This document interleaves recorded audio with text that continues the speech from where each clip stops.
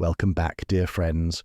Before we begin, let me know where in the world you are watching, and please don't forget to subscribe and like to support the channel. On a spring morning in May 1989, hikers stumbled upon something horrific in a forest outside Hanover, Germany. The charred remains of a young man, burned beyond recognition, lay alone among the trees. When investigators finally identified the body, they found themselves staring at the end of a story that wound through the shadowy corridors of Cold War espionage, digital revolution, and the slow death of an empire. The dead man was 23-year-old Carl Koch, and his life had been consumed by an obsession with the number 23, a belief in global conspiracies, and a dangerous game of selling American military secrets to the Soviet KGB. But Carl Koch was more than just a spy or a hacker. He was a product of the most unusual city on Earth during the most unusual decade of the 20th century. He was a child of Berlin in the 1980s, when a wall split the world in two, when computers were transforming everything, and when a small group of digital rebels would help destroy the very system that had created them. The question that haunted investigators then, and historians now, wasn't just how Carl Koch died. It was how a computer enthusiast from a middle-class family became entangled in international espionage. How did idealistic hackers fighting for information freedom end up selling secrets to the Soviets? And what was it about Berlin in the 1980s that made such transformations possible?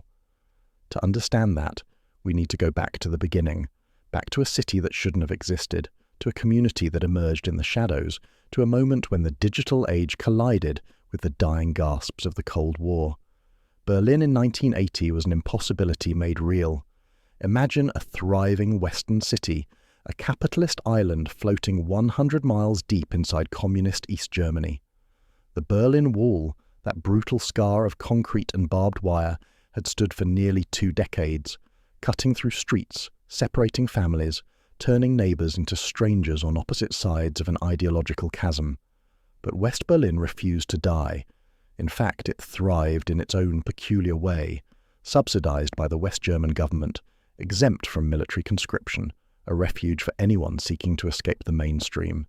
The subsidy money flowed in, keeping rents affordable, keeping businesses running, keeping the lights on in this outpost of freedom.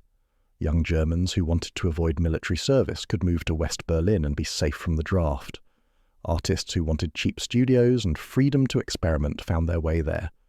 Political radicals who wanted to build alternative communities discovered that Berlin would tolerate what other cities would not, and so the island became a magnet. But it was an island under constant watch. From the east, the eyes of the Stasi, East Germany's secret police, observed everything. Guards in watchtowers scanned the death strip with binoculars. The GDR maintained detailed files on thousands of West Berliners, noting who they met, what they said, where they went. In East Berlin, life moved to a different rhythm. The surveillance was more than just watching.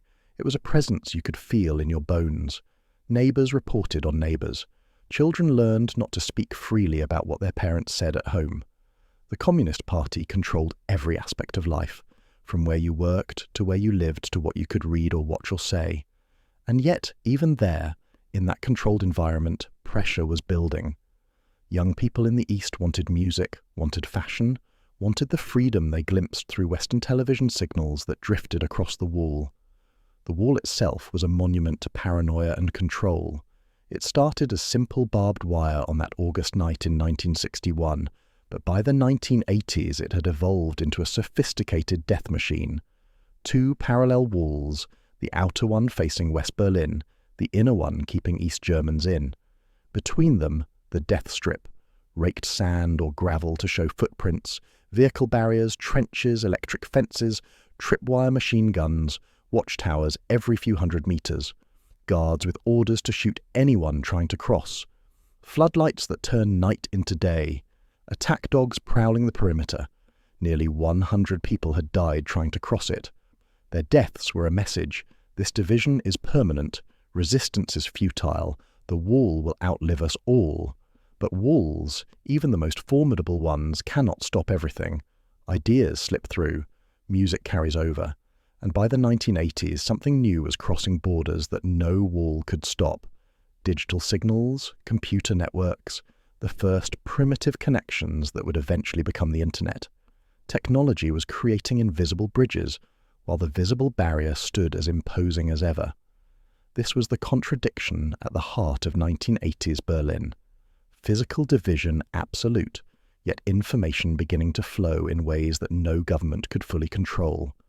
And in West Berlin, in the streets of Kreuzberg, in apartments in Schöneberg, in the offices of alternative newspapers, people were starting to realize that computers might be more than just tools. They might be weapons. They might be keys to unlock doors that everyone assumed would stay closed forever. The air in West Berlin smelled different in those days. Cigarette smoke mixed with exhaust from two-stroke Trabant engines that drifted over the wall, the scent of Turkish coffee from the cafes in Kreuzberg, the tang of spray paint from fresh graffiti, and underneath it all, the electric smell of change, of something building, of a world about to transform in ways nobody quite understood yet. This was the Berlin that shaped Karl Koch. This was the Berlin that created the Chaos Computer Club. This was the Crucible.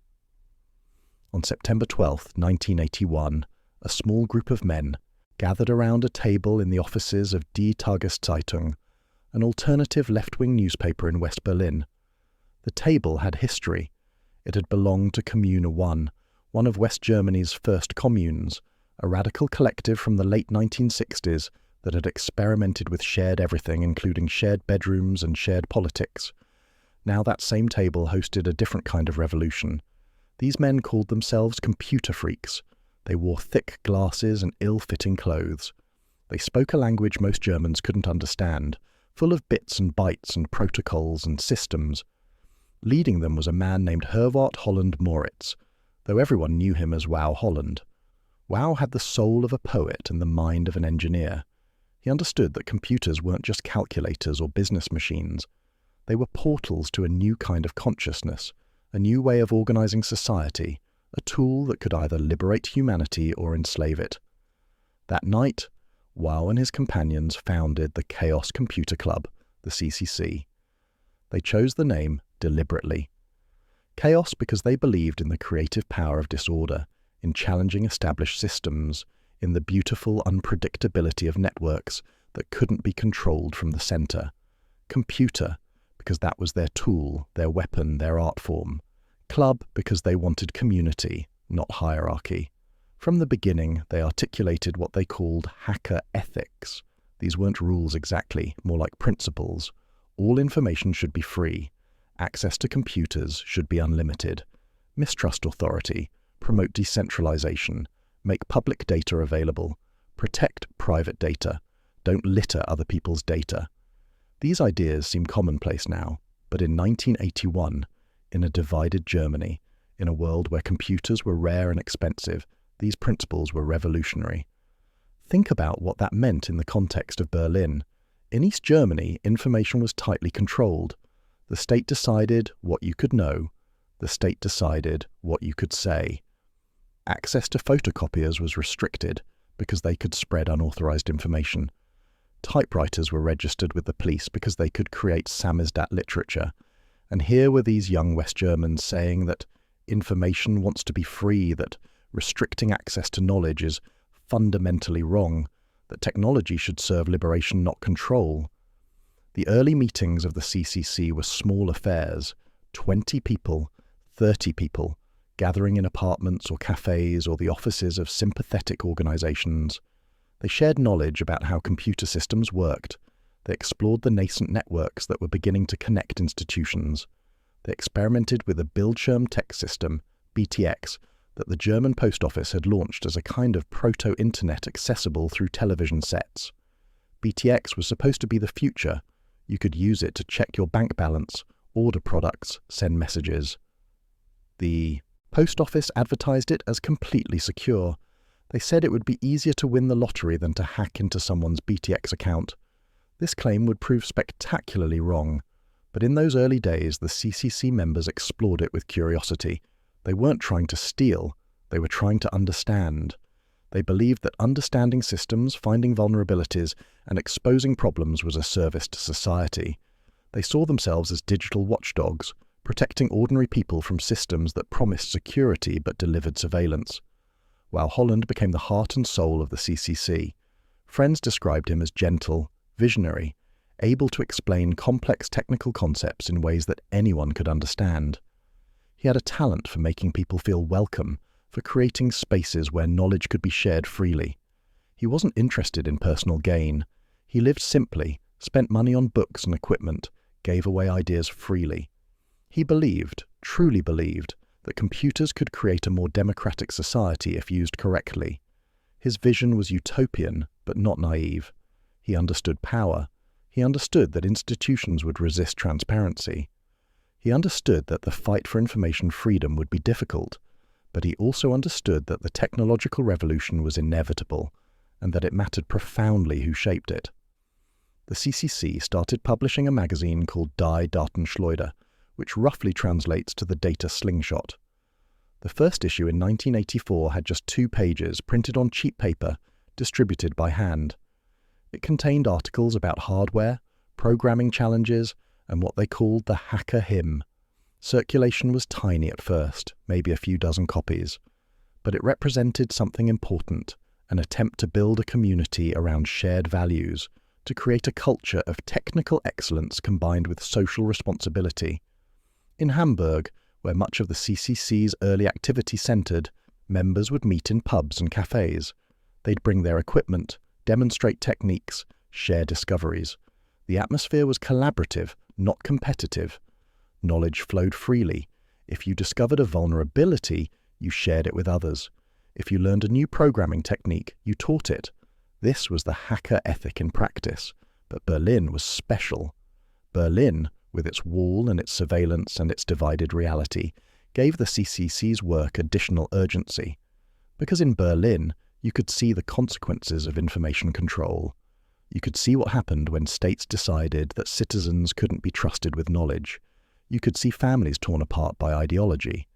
You could see the death strip and the watchtowers, and you could understand, viscerally, why information freedom mattered.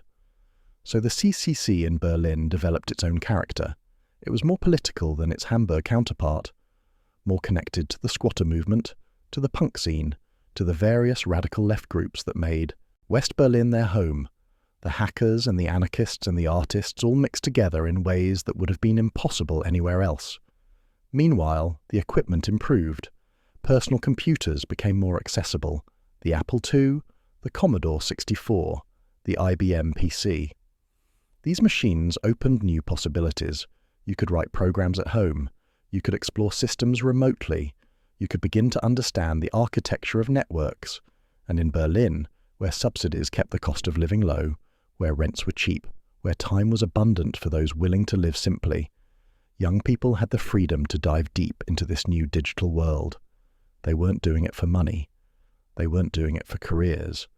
They were doing it because it was fascinating, because it was important, because they believed they were building something new. The Chaos Computer Club's membership grew slowly but steadily through the early 1980s. These weren't criminals. These weren't malicious actors. These were curious, idealistic young people who wanted to understand how systems worked and who believed that transparency made systems better. They would test boundaries, find vulnerabilities, and then, crucially, they would report them. They would tell institutions, "Your system has this flaw. Fix it before someone exploits it." Sometimes institutions listened. Often they didn't. And that's when things got interesting. While the Chaos Computer Club was building its community of digital explorers, another movement was transforming the physical landscape of West Berlin. Starting in December 1980, buildings across the city began to be occupied, squatted, transformed into autonomous zones. The epicenter was Kreuzberg, specifically an area known as SO36, named for its postal code, Südost 36, Southeast 36. Kreuzberg was poor. It had been poor for decades. After World War II, it ended up right against the wall, cut off from its traditional economic connections to the east. Real estate developers saw no future in it. The Senate implemented rent controls that made investing unprofitable. Buildings deteriorated. Entire blocks stood empty, waiting for demolition and redevelopment that never came, because who would invest in property a stone's throw from the Iron Curtain? But what was a curse for developers became a blessing for those seeking alternative ways of living. Turkish immigrant families, arriving in West Germany as guest workers, found affordable housing in Kreuzberg. Students looking for cheap rent discovered apartments there. Artists wanting studio space could negotiate directly with landlords who were happy to have any tenants at all. And then, in late 1980, something shifted. Young people, frustrated with the housing shortage in other parts of the city, frustrated with mainstream society, inspired by squatting movements in Amsterdam and London, began occupying empty buildings. Not quietly, not secretly, but openly, defiantly, politically. They would break into an abandoned building, hang banners from the windows announcing the occupation, and dare the police to evict them. The first occupations sparked more. 1 building, 2 buildings, 10 buildings. By spring of 1981, more than 80 buildings had been squatted in Kreuzberg alone, with dozens more in neighbouring districts like Schöneberg and Neukölln. The squatters came from different backgrounds. Some were politically organised, connected to anarchist groups or the radical left. Some were punks who rejected mainstream society entirely. Some were simply young people who needed a place to live and saw empty buildings rotting while people searched for housing. The buildings themselves became canvases. Graffiti covered every surface. Political slogans, artistic murals, crude drawings, everything mixing together. Legal, illegal, scheißegal was a common phrase. Legal, illegal, who gives a damn? The occupiers renovated as they lived. They repaired roofs, fixed plumbing, installed electricity, turned ruins into livable spaces. The Senate, West Berlin's government, didn't know how to respond. Some politicians wanted immediate evictions, wanted to send in police and clear the squatters by force. Others worried that violent evictions would spark broader unrest, would turn West Berlin into a battlefield. So they vacillated, sending mixed signals, evicting some buildings while negotiating with others. This uncertainty only encouraged more occupations. The squatters developed their own structures. The Besetzerat, the squatters' council, tried to coordinate between different buildings to present a unified front in negotiations with authorities. But coordination was difficult because the movement was inherently chaotic, deliberately decentralized, suspicious of anyone who claimed to speak for everyone. SO36 became legendary. The club of the same name, which had opened in 1978 in a former Turkish social centre, became the beating heart of the scene. Punk bands played there. Nick Cave and the Birthday Party performed there. The space was rough, raw, dangerous, exciting. No stage, really, just a floor space where musicians and audience mixed together. Beer cost almost nothing. The music was loud enough to feel in your chest. The crowd was a mix of punks, squatters, artists, Turkish youth, students, anyone willing to embrace the chaos. In those days, punk in Germany had its own character. The Neue Deutsche Welle, the German New Wave, combined punk energy with electronic experimentation. Bands like Einstürzende Neubauten created industrial noise using power tools and scrap metal as instruments. Blixa Bargeld, Neubauten's frontman, became an icon of the scene, performing in abandoned factories and occupied buildings. His music a soundtrack to the city's decay and transformation. The squatter movement and the punk scene weren't separate from the hacker scene. They overlapped, intermixed, cross-pollinated. Many CCC members lived in squats or knew people who did. They shared a common ethos, distrust of authority, belief in self-organization, desire to build alternative structures outside mainstream institutions. The squatters were hacking physical space, taking abandoned buildings and repurposing them. The computer hackers were doing the same with digital systems, exploring networks that institutions said were off-limits. Both groups believed that resources should be shared, that hierarchies were suspect, that the future would be built by communities of committed individuals rather than by governments or corporations.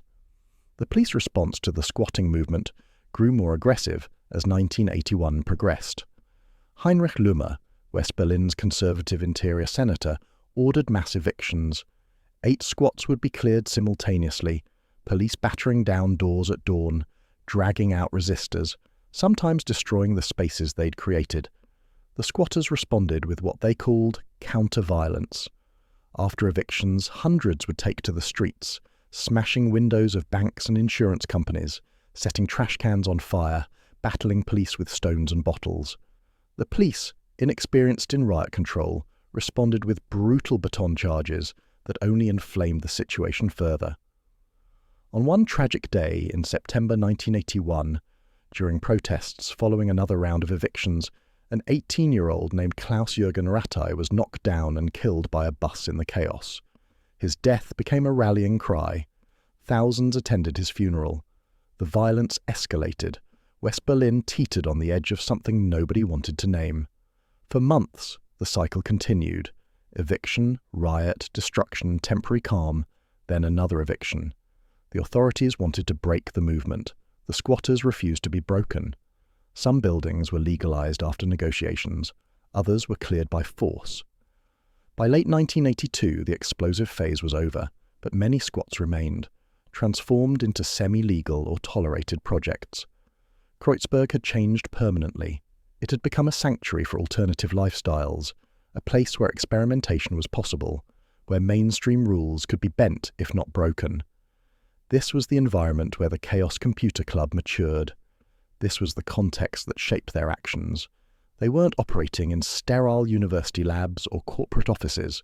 They were part of this ferment, this rebellion, this belief that systems could be challenged and changed, and they were about to prove it in the most spectacular way possible.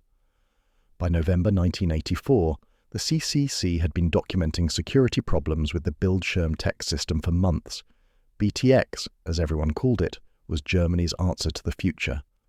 The post office, which had a monopoly on telecommunications, had invested heavily in this interactive service. You could connect your television to the phone line, access information, send messages, even conduct banking transactions. The post office promised it was secure. They promised that unauthorized access was impossible. They dismissed the CCC's warnings.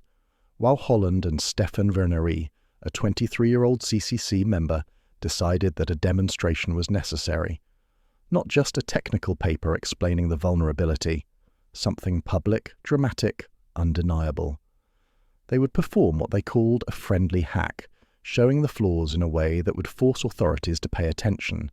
The vulnerability they'd discovered was elegant in its simplicity. BTX pages had a maximum capacity of 1,626 bytes. When they overloaded a page with too many characters, the system didn't just crash.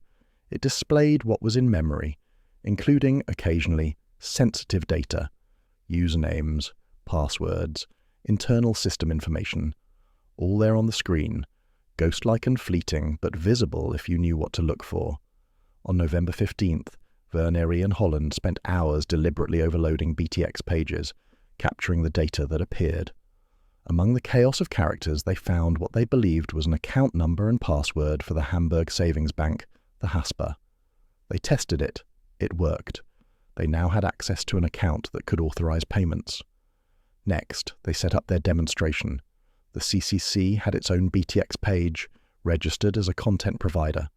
They set this page to charge the maximum allowed fee, 9.97 marks per access. Then they wrote a program, 31 lines of basic code on an Olivetti portable computer. The program would automatically dial into BTX, use the Haspa credentials to authorize payment, access the CCC's paid page, and repeat, over and over, automatically, every few seconds. The program ran through the night of November 16th and into the morning of November 17th. While CCC members slept, the program worked. Click, 9 marks, 97 pfennigs. Click, 9 marks, 97 pfennigs. Click, click, click. By the time they stopped it, the total was 134,694 marks and 70 pfennigs, approximately $48,000 in 1984 money, a small fortune. But the CCC didn't want the money. That was never the point. On Monday morning, November 19th, they called the Hamburg Savings Bank. We need to inform you that over the weekend, more than 100,000 marks disappeared from your BTX account. Then they called a press conference. Journalists, data protection officials, and government representatives gathered. While Holland, with his characteristic wit and casual style, explained exactly what they'd done. He showed the program, those 31 lines of code that had generated thousands of marks. He demonstrated the overflow vulnerability that had exposed the password. And then, in front of everyone, they returned the money. Every pfennig. Transferred it back to the Hamburg Savings Bank's account. The effect was seismic. Headlines splashed across German newspapers. Bildschirmtext Schlappe, declared Die Welt. Bildschirmtext debacle. Rheinfall mit Bildschirmtext announced Der Spiegel. Fiasco with Bildschirmtext. Even Bild, the sensationalist tabloid, covered it positively, calling the hackers modern Robin Hoods who had exposed a danger to the public. Overnight, the Chaos Computer Club became famous. Not infamous. Famous. They were heroes. The German public, newly aware of computer security issues, saw them as protectors, as technical experts who had revealed that the emperor had no clothes. The post office scrambled to fix the vulnerability. IBM engineers worked through the night patching the system. But the damage to BTX's reputation was done. People who had trusted it now questioned its security. The CCCC had proven their point definitively. The people who built these systems didn't fully understand their own creations.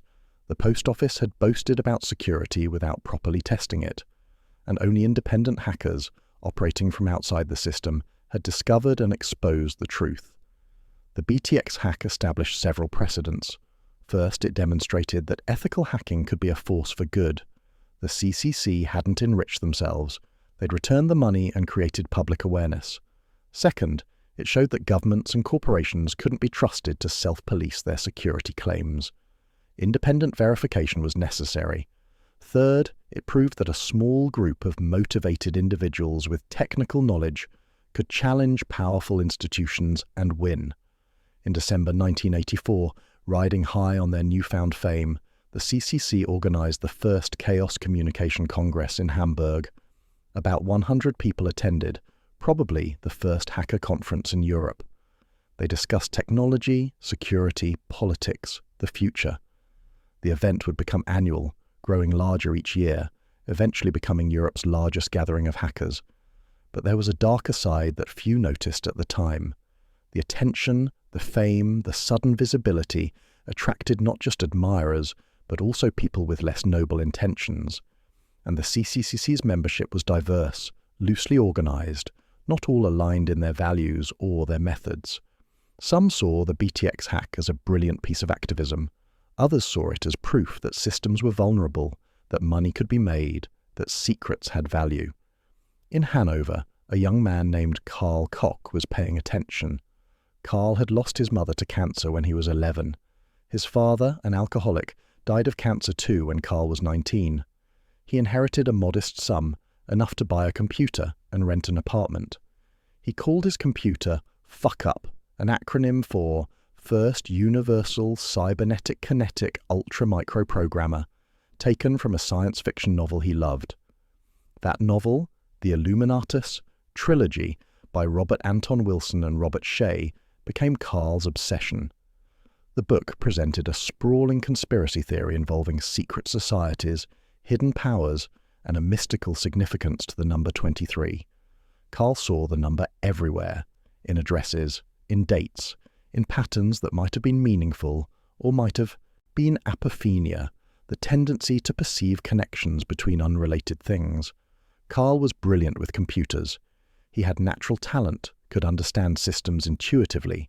He joined the computer enthusiasts who met at a pub in Hanover, a group that would eventually affiliate with the CCC. He hacked not for money initially, but for the challenge, for the satisfaction of understanding complex systems. But Karl was also troubled. The loss of both parents left him untethered. He struggled with depression, with paranoia, with a worldview that saw conspiracies and hidden meanings everywhere. By 1985, he had started using drugs. Marijuana at first, then harder substances. The drugs and the hacking intertwined. Sometimes he would code for days without sleeping, fueled by stimulants and obsession, convinced he was discovering patterns that revealed deep truths about power and control. He fell in with a small group of gifted hackers. There was Dirk Otto Brzezinski, known by his handle Doe B, Hans Heinrich Hübner, called Pengo. Marcus Hess, known as Urmel. Together, they explored computer networks with increasing sophistication. They started breaking into university systems, then corporate networks, then government computers. They discovered that security was often laughable. Passwords were obvious. Password, admin, the name of the sysadmin's wife or dog. Once inside one system, they could often pivot to others, exploiting trust relationships between machines. They explored NASA networks. They probed military installations. They mapped connections, documented vulnerabilities, took notes on everything they found. And then someone, nobody would ever agree on who exactly, had an idea. This information had value, not just intellectual value, but monetary value. They were finding source code, technical specifications, strategic documents. There were people who would pay for such things, people who represented governments that wanted to know what America's military was doing. West Berlin and East Berlin stood only a few miles apart. Crossing between them was heavily restricted, requiring special permissions and passing through intimidating checkpoints. But it was possible, and in East Berlin, in embassies and government buildings, representatives of the Soviet Union conducted their business, including the business of espionage. Someone in the hacker group made contact. The story of exactly how varies depending on who's telling it. But by late 1986, early 1987, Karl Koch and his associates had established a relationship with handlers working for the KGB, the Soviet intelligence agency. The arrangement was straightforward. The hackers would break into Western computer systems, particularly American military and government networks. They would copy whatever looked valuable: source code, technical documents, research data, anything that revealed capabilities or intentions. They would deliver this material to their KGB contacts. In return, they received payment, not enormous sums, but significant money by the standards of young people living cheaply in 1980s Germany, enough to fund their lifestyles, their equipment, their drug habits. Karl Koch traveled to East Berlin for meetings. He would pass through Checkpoint Charlie, that famous crossing point made iconic by spy novels and movies. He'd meet his handlers in safe houses, deliver his information, receive his payment. The surrealism of it must have appealed to his conspiracy-tinged worldview. He was living inside the very kind of plot that filled his beloved Illuminatus. Trilogy, secret meetings, hidden knowledge, powerful forces manipulating events, the number 23 appearing in addresses and dates. For Karl, this validated everything he believed. But the work took its toll. Breaking into military computers carried real risks. American counterintelligence was hunting for network intruders. The pressure was constant, and Karl's drug use escalated. He moved from marijuana to cocaine, using it to stay awake for marathon hacking sessions, to manage his paranoia, to cope with the stress of being caught between superpowers. In California, an astronomer named Clifford Stoll was about to stumble into this story in the most unlikely way. Stoll worked as a system administrator at Lawrence Berkeley National Laboratory. In 1986, he noticed a tiny accounting discrepancy: 75 cents of computer time that couldn't be explained. A reasonable person would have written it off as a rounding error. Stoll, meticulous and curious, decided to investigate. What he discovered was an intruder accessing the laboratory's computers, using them as a jumping-off point to probe other networks. Stoll began tracking the intruder, documenting every move, setting up honeypots, fake files that looked valuable but contained nothing. He alerted other system administrators, warned them that someone was systematically probing American networks. The hunt went on for months. Stoll became obsessed, pulling all-nighters to monitor the intruder's activities, filling notebooks with logs and observations. He coined the intruder the cuckoo because, like a cuckoo bird laying eggs in another bird's nest, this person was using American computers for malicious purposes. Stoll eventually traced the intrusions back to Germany. He contacted German authorities, particularly the West German Bundesamt für Verfassungsschutz, the Federal Office for the Protection of the Constitution. They started their own investigation. By early 1988, they had identified suspects. Marcus Hess was arrested in March 1989. The evidence against him was overwhelming. Stoll had documented everything. The Germans had been monitoring the suspects. The KGB connection was revealed. This wasn't just freelance hacking. This was espionage against NATO countries during the Cold War.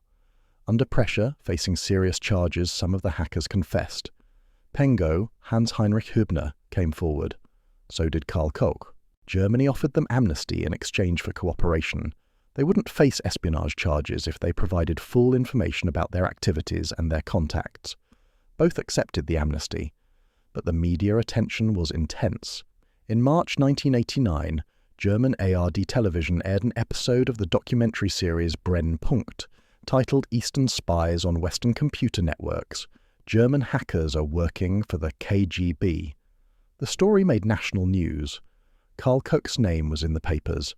His face was in photographs. The conspiracy theories that had always fascinated him now focused on him. Who else was involved? Had others betrayed them? Was the KGB angry about the exposure? Would there be consequences? Karl's mental state, never stable, deteriorated further. Friends later said he became increasingly paranoid. He believed he was being followed, that his life was in danger. His cocaine use spiraled. He stopped taking care of himself. The young man who had been so gifted, so full of potential, was unraveling. On May 23, 1989, Karl Koch left his workplace for lunch and never returned. His employer reported him missing when he didn't come back that afternoon. Several days later, hikers found his body in woods near Ohof, outside Hanover. He had been burned, doused with gasoline and set on fire. The official ruling was suicide. The investigation concluded that Karl, despondent and paranoid, had killed himself in a remote location, burning himself to ensure death and perhaps as a final dramatic gesture that would have appealed to his sense of conspiracy. But questions lingered then and linger now. Was it really suicide? Karl was terrified of fire. Friends said he would never have chosen that method. Was it the KGB, eliminating someone who knew too much, someone who had compromised their operations? Was it drug dealers? Collecting a debt or sending a message? The truth died with Karl Koch in those woods. What is certain is that his death marked the end of something. The innocence, if you can call it that, of the early hacker scene was gone. The BTX hack had been playful, educational, ethical. The KGB spy ring was dark, dangerous, fatal. It showed that the skills the CCC had celebrated could be weaponized, could serve power rather than challenging it. It showed that the line between information freedom and espionage was thinner than anyone wanted to admit, and it showed that the consequences could be deadly. Karl Koch was 23 when he died, the number he had obsessed over his whole life.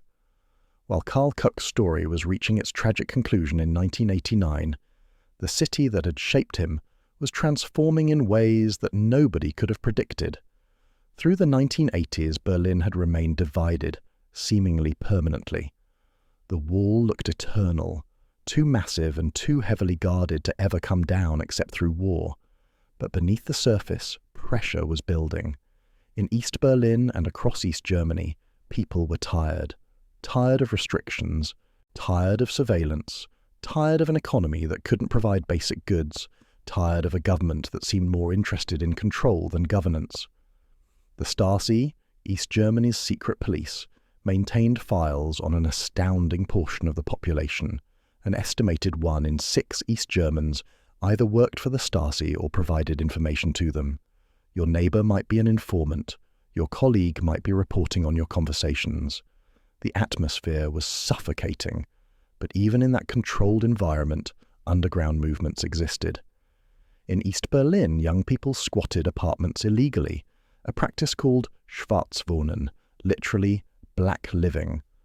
Unlike the political squatter movement in West Berlin, this was often born of necessity. Housing was scarce. The official allocation system moved slowly. Young people needed places to live, so they moved into empty apartments, sometimes with the tacit approval of local officials who were happy to have someone maintaining the buildings, even if it wasn't official. Some of these Schwarzwohner, these illegal residents, created spaces that were semi-political, semi-cultural. One famous squat was at Fehrbelliner Straße 7 in the Prenzlauer Berg neighborhood. It became known as a center of nonconformist activity. Artists, musicians, and political dissidents gathered there. The Stasi watched it closely, classified it as a nonconformist center for resistance, but didn't shut it down, perhaps because having dissidents concentrated in known locations made surveillance easier. Punk music found its way across the wall. East German youth listened to West German radio, smuggled in cassette tapes, created their own versions of punk energy. They couldn't organise official concerts, but they could gather in basements, in churches that offered space to youth groups, in apartments where someone had recording equipment.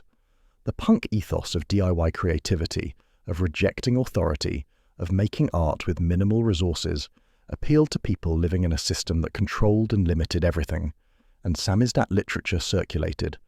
Samizdat, Russian for self-published, referred to underground publications produced on typewriters or primitive copy machines, passed hand to hand.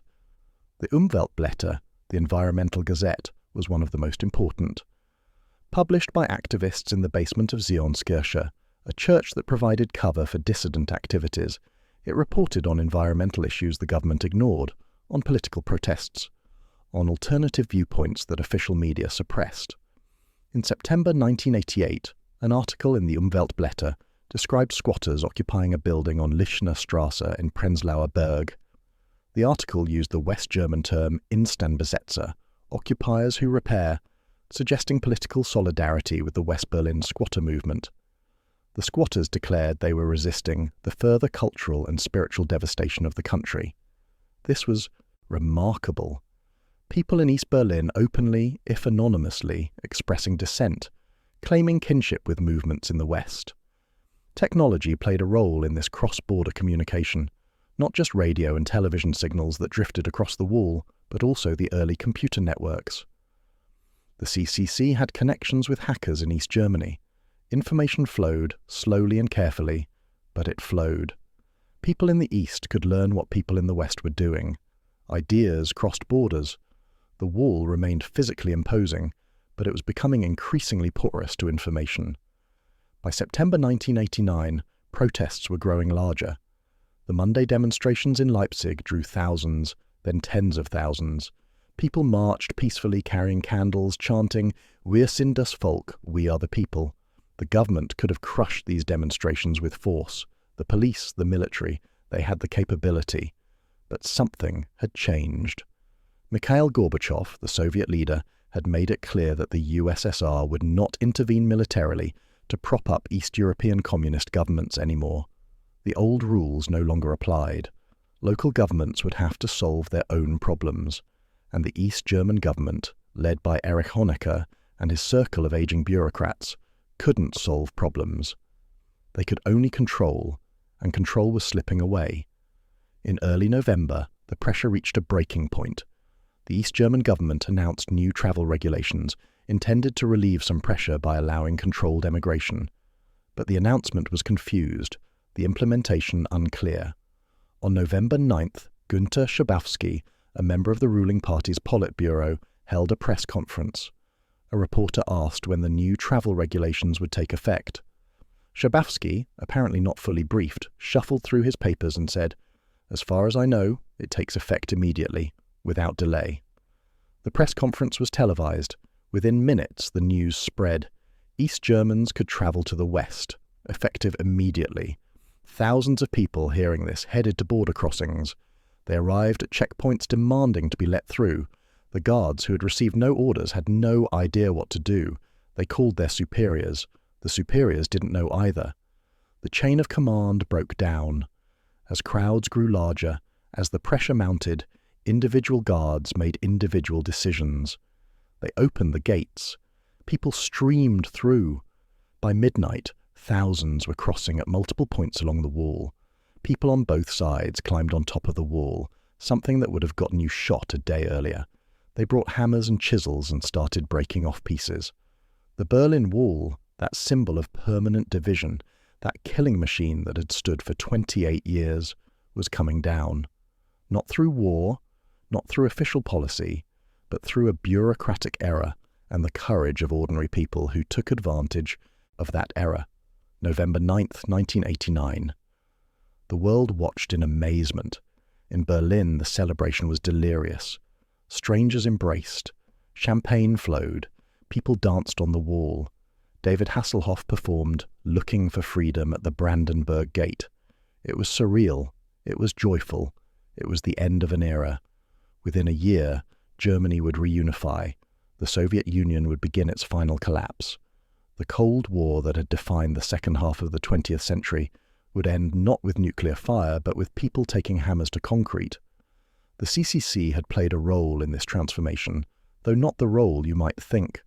They hadn't hacked the wall down, but they had contributed to a culture of transparency, of challenging authority, of questioning official narratives. The BTX hack in 1984 had shown Germans that powerful institutions could be wrong, that claims of security might be false, that individuals with knowledge could expose truths. Throughout the 1980s, the CCC had advocated for information freedom, for privacy rights, for government transparency. These ideas, spreading through their conferences, their publications, their public demonstrations, contributed to a broader cultural shift. People began to expect that information should flow, that citizens had a right to know what their governments were doing, that secrecy was suspect. And crucially, technology had shown that borders were increasingly meaningless. Computer networks didn't respect the wall, radio signals didn't stop at checkpoints. Ideas moved through channels that no government could fully control. The wall could stop people, but it couldn't stop information. And in the end, information won. The squatters in Kreuzberg had shown that alternative communities were possible, that people could self-organize outside official structures. The punks had demonstrated that culture couldn't be controlled from above, that creativity found ways around restrictions. The hackers had proven that technical knowledge was power, that understanding systems gave you leverage over systems. All of these movements, intersecting and reinforcing each other in the unique environment of 1980s West Berlin, created a template for resistance and transformation. When the wall fell, a second wave of squatting erupted in East Berlin. Buildings empty for decades were occupied. Artists and activists from the West moved east. The Tacheles building in Mitte became a legendary cultural centre, a giant art space in a half-destroyed department store. The Kulturbrauerei in Prenzlauer Berg, a former brewery, was transformed into venues and galleries. For a brief period in the early 1990s, Berlin was wild. Rents in the east were non-existent. Spaces were available. The old rules didn't apply and new rules hadn't formed yet. Techno music exploded, building on the industrial sounds of the 1980s, but accelerating them into repetitive driving beats perfect for all-night dancing. Clubs opened in bomb shelters and abandoned. Factories and power plants. The scene from the West met the pent-up energy from the East, and something new emerged. But the CCC's story took a more somber turn for a time. The Karl Koch affair had damaged their reputation. Yes, Koch had never been an official CCC member, but he had associated with people in the club. He had attended events. The line between ethical hacking and espionage had been crossed by people at the edges of their community. The CCC had to define itself more carefully. They reaffirmed their ethics. They distanced themselves from illegal activities. They focused on being a force for digital rights, for transparency, for holding institutions accountable. They continued to find vulnerabilities and report them.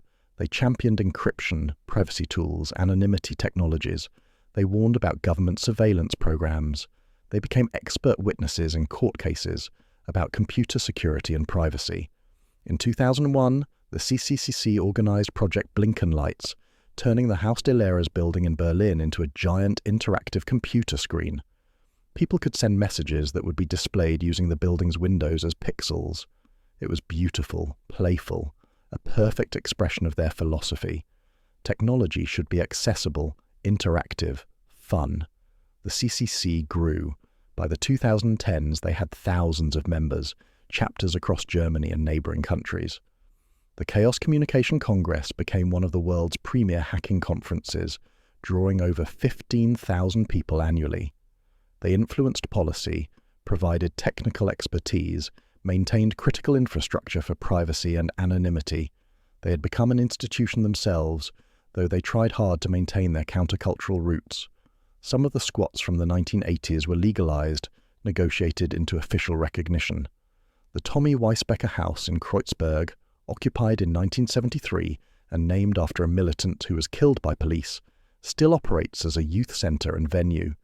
The Rainbow Factory, occupied in 1981, became a community space hosting projects and events.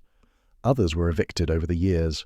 Tacheles, the great art space in Mitte, finally closed in 2012 as gentrification and development transformed that neighborhood. SO36, the legendary punk club, still exists, still hosts concerts, though Kreuzberg itself has changed dramatically, becoming hip and expensive, the Turkish and punk populations slowly displaced by boutiques and coffee shops, charging €5 for a latte. The physical spaces transformed, but the legacy remained. Berlin's identity was forged in those 1980s crucibles. The city learned that it could be more than its official structures, that creativity and resistance could flourish even under oppression, that walls fall eventually. When people remember the 1980s now, they often think of neon colors and big hair and synthesizer music. In America, it was the Reagan era, materialism and optimism. In Berlin, it was darker, stranger, more complex. It was living on an island surrounded by an enemy, knowing that nuclear weapons were targeted at you, that if war came, you would be ground zero. It was punk shows in squatted buildings and dawn raids by police. It was hackers discovering that computer networks were vulnerable and spy rings selling secrets to the Soviets. It was the slow realization that the system everyone assumed was permanent might actually be fragile. And underneath all of it was technology, transforming everything, making new forms of resistance possible, connecting people across borders that were supposed to be uncrossable. The story of Karl Koch haunts this history. So much potential, so much intelligence, destroyed by paranoia and drugs and the impossible pressure of operating in the shadows between superpowers. The 1998 German film 23, directed by Hans Christian Schmid, told his story, though witnesses disputed its accuracy. The film showed his obsession with the number, his brilliance with computers, his descent into addiction and paranoia. It showed him as a tragic figure, not a villain, someone who made terrible choices, but was also a victim of circumstances, of his own damaged psychology, of a world that offered him too many ways to hurt himself. His story is a cautionary tale. The skills that can challenge power can also serve power. The networks that enable freedom can enable surveillance. The tools are neutral. What matters is who wields them and to what purpose. While Holland, the spiritual founder of the CCC, died in 2001 at age 49. He had seen the movement he started grow from a dozen people around a table to thousands. He had seen hackers go from criminals in the public imagination to recognized experts consulted by governments. He had lived to see the wall fall, to see Germany reunify, to see the internet transform from a curiosity to a fundamental infrastructure. By all accounts, he remained gentle, idealistic, committed to his vision of technology serving liberation. The WOW Holland Stiftung, the WOW Holland Foundation, continues his work, supporting projects related to freedom of information, transparency, and digital rights. One of its most famous efforts was supporting WikiLeaks in its early years, providing infrastructure and financial management for the whistleblowing platform. The connection was direct, WOW's vision of information freedom manifesting decades later in one of the 21st century's most controversial transparency projects. Stefan Wernery, WOW's partner in the BTX hack, remained active in the CCC for years, an elder statesman of the hacker community. He defended their actions in 1984, argued that the demonstration had been necessary and had achieved its goals. At anniversary events, he would recount the story, always emphasizing the ethical dimension, the fact that they had exposed vulnerabilities to protect users, not to exploit them. The former squats that survived became part of Berlin's cultural infrastructure, places where generations of artists and activists had gathered, where communities had formed, where alternatives to mainstream society had been demonstrated.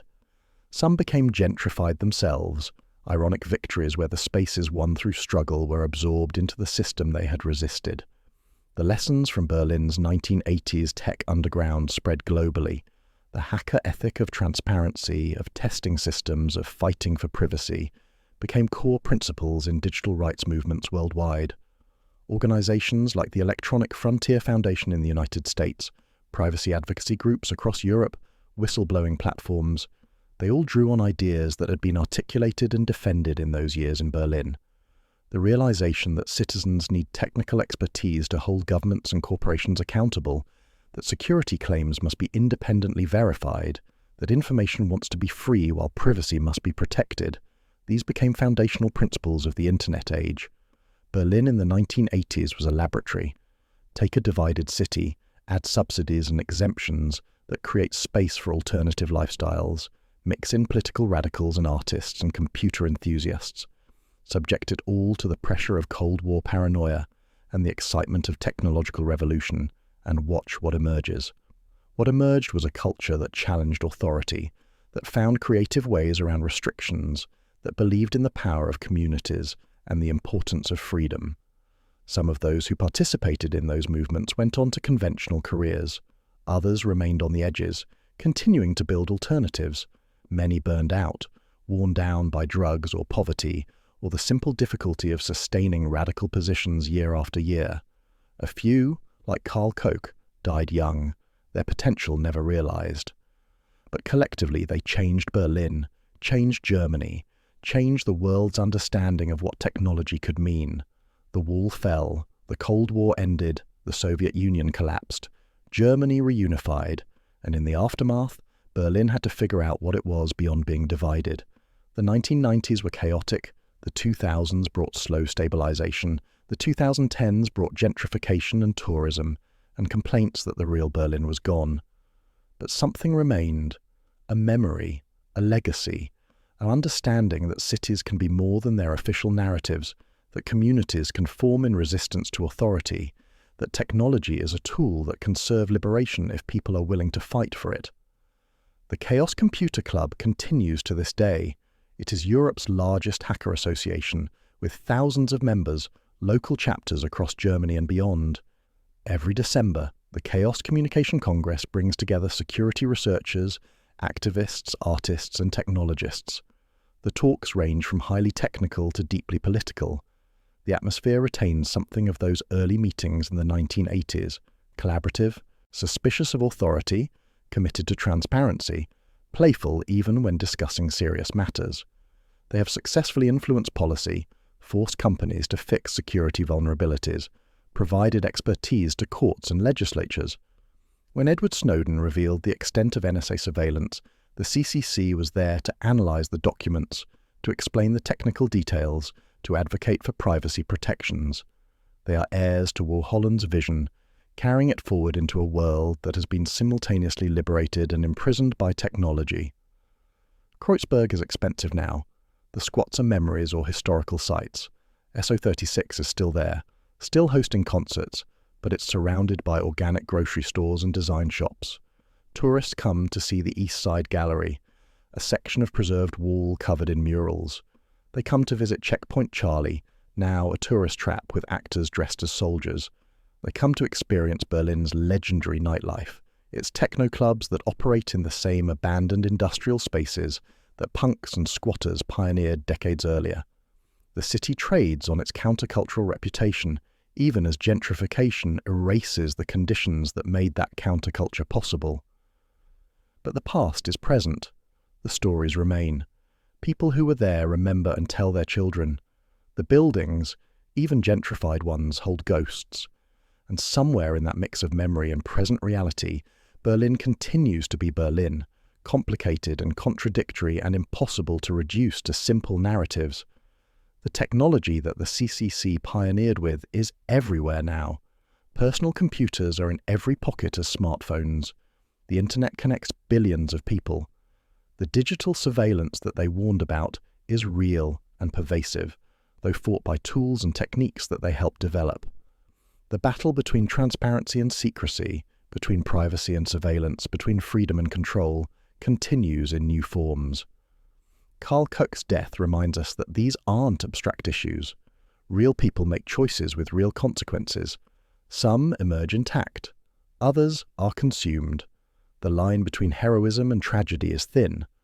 The story of Berlin's 1980s tech underground is ultimately about transformation, about a city that was divided and is now united, about technologies that were exotic and are now mundane, about movements that were radical and are now part of history, but also about ideas that remain vital, that ordinary people with knowledge and courage can challenge powerful institutions, that communities can self-organize outside official structures, that information is a force that erodes walls, both physical and ideological.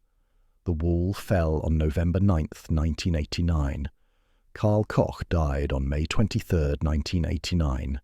He didn't live to see the system he had spied for collapse, didn't live to see Berlin reunified, didn't live to see vindication of the belief, however twisted his version became, that the Cold War order wasn't permanent. His story intersects with history at the moment before the breakthrough, dying in the darkness before dawn. There is tragedy in that timing, in being used up by a system that was about to disappear anyway. His death marked an ending, not just of his own life, but of a phase of innocence in the hacker community, of a belief that technology and knowledge existed in a space separate from power. The KGB spy ring proved that technical skills have political consequences, that neutrality isn't possible when the stakes are high, that everyone serves some agenda even if they don't realize it. The Chaos Computer Club survived that crisis by being explicitly political from then on. They took positions on surveillance, on encryption policy, on digital rights. They acknowledged that their work had political dimensions and chose sides, siding with transparency over secrecy, with privacy over surveillance, with citizens over states. That choice wasn't simple or easy, and members didn't always agree, but it meant they could continue as a force in a world where the clear lines of the Cold War had dissolved into more ambiguous conflicts. Today, when we carry devices that track our location, when governments have unprecedented surveillance capabilities, when corporations know more about our behavior than we know ourselves, the warnings from those 1980s hackers seem prescient. They saw where this was heading. They tried to shape it toward liberation rather than control. The struggle continues. As you drift towards sleep tonight, perhaps you'll dream of a divided city, of concrete walls and barbed wire, of young people in squatted buildings making art and music and revolution. Perhaps you'll dream of computer screens glowing in dark rooms, of code running through networks, of secrets crossing borders through invisible channels. Perhaps you'll dream of Karl Koch in his final moments, whatever they were, troubled and brilliant and tragic. Or perhaps you'll dream of the wall coming down, of crowds celebrating, of hammers striking concrete, of a world that seemed permanent proving to be temporary after all. History is made by people, often young people, often people on the margins, often people who don't realize they're making history while they're doing it. They're just living, creating, resisting, exploring, trying to build something better than what exists. Berlin in the 1980s was full of such people. Some succeeded, some failed, some died. But collectively they changed everything. If you enjoyed this journey through Berlin's hidden past, please like this video and subscribe to the channel. Your support helps us continue exploring the untold stories that shaped our world. Thank you for watching, and sleep well, friends.